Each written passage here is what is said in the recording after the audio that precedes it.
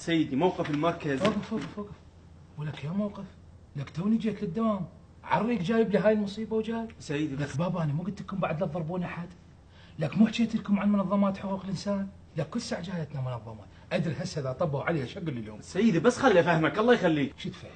انا قلت لكم اقروا الكتيب مالتي الجديد، اساليب التعذيب الجديد في عهد كامل مفيد. سيدي يعني شو نسوي الموقف ندغدغه؟ دغدغه حبيبي، ساعتين ثلاثه دغدغه يعترف، بعدين اذا كلش قعد الموقوف جيبوا له 5 اقراص مال جلسات مال برلمان، ثالث قرص راح يعترف واحتمال وراها ينتحر. سيدي كلش ما فاد وياه هذا الحكي كله، فرج اللعبتين الاخيرات مال المنتخب. سيدي هذا اقطع عنا النت للعصر يعترف حتى على ابوه. سيدي هذا احنا ما كاتلين. لك بابا مشاجره، جيب لي باقي الموقوفين. لا سيدي مو مشاجره. طقت عليه مفخخه، احكي لي بيان انفجار. سيدي الله يخليك هذا ابوه كاتله. ابوه ضابط عندنا؟ لا سيدي مواطن عادي. وين ابوه هسه؟ بالتوقيف. امشي روح جيب لي اياه يلا امشي. تفضل سيدي. هذا شو مسوي لك مدمرك؟ قل لي شو مسوي انت؟ لك هذا السافل، لك هذا الساقط، اليوم اصبط ابوك، لك اليوم اشعل اجدادك، لك اليوم شو اسوي لك؟ اكسرك تكسر، مصيبه هذا جاب لي مصيبه.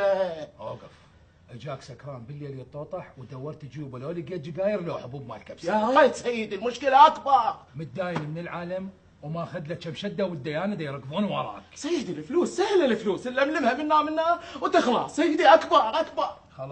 خلاص بابا، الله عمر بالستر، طافر على جوارينكم ومسوي له وياها مشكله، ما لك علاقه، انا اروح لهم ونخطب له ونزوجه البنيه وينتهي الموضوع. اقول لك سيدي ايش فايت لي على هاي مشكله اكبر. لك بابا شنو ابنك امير التفخيخ بداعش؟ بس فهمني ايش فايت لي لو ابني امير التفخيخ بداعش؟ حتى هاي هم سهله، اقول له المصيبه ايش كبرها يا ربي. لك غير تفهمني ايش بيه؟ سيدي هذا الادبسيس، إيه؟ هذا الساقط، إيه؟ طالب بالسادس وطالع مطلب بدرسين بالرياضيات وبالانجليزي، هسه لو بس بالانجليزي. لا يا ادبسز يا سافل، بالانجليزي وبالرياضيات وانت بس هيك كاتلد هاك ضربه طلقتي. جيب سيدي جيب. اقعد واذا ما راسب بدرسين شنو يعني؟ سيدي عائلتنا كلها ما بيها واحد مكمل، عشيرتنا ما بيها واحد مكمل، تخيل اني من كنت اعرف من انت كنت شاب كله تطلع الاول وتاخذ الكتاب تطلع على الشارع العام تقرا جو القلوب مال التيل وتدرس وتشتغل بنفس الوقت ومعيش 4 عوائل. سيدي ايش مدريك؟ لك شنو انت سبايدر مان؟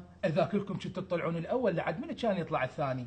الانسيابيه مالتكم شلون كانت تنحسب؟ انا احكي لك سيدي. اسكت، لك شنو قدامك؟ طالب مقاري، اسئله مال وزاري، تانكي بلبواري، بعدين احكي لي التخريجيات اللي فهمني. والله سيدي انا ردت ادرس كليه بس قالوا لي لازم عندك شهاده مال اعداديه. ليش ما عندك شهاده مال اعداديه؟ والله سيدي انا ردت ادرس اعداديه اي بس قالوا لي لازم عندك شهاده مال متوسطه. ليش انت ما عندك شهاده مال متوسطه؟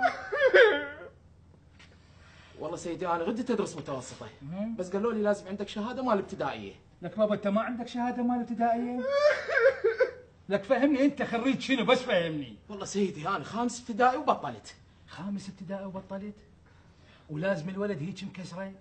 لك اليوم اقلبك فرجال وانسيك راحه البال، لك اليوم اقلبك ذره بلا نواه وانسيك طعم الحياه، لك اليوم اقلبك ضمير مستتر تقديره ودفره. سيدي ارجوك ما اسمح لك، اني جدي هيك ربى ابويا وابويا هيك رباني. وانت هيك تريد تربي ابنك؟